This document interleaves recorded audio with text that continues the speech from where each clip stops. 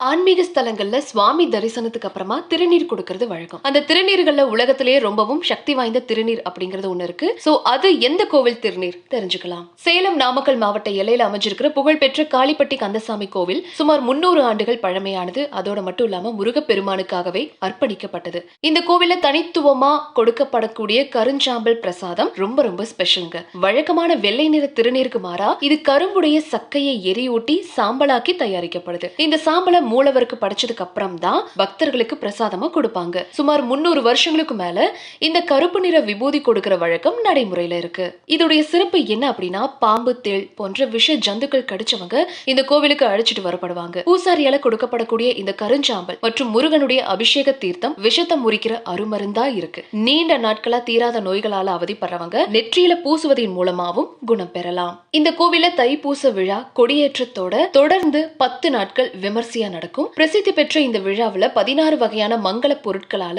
சுவாமிக்கு சிறப்பு அபிஷேகம், மயில் வாகன திருவீதி உலா, திருக்கல்யாண உற்சவம் மற்றும் பிரம்மாண்டமான தேரோட்டம் இது எல்லாமே நடக்கக்கூடிய முக்கியமான நிகழ்வுகள்.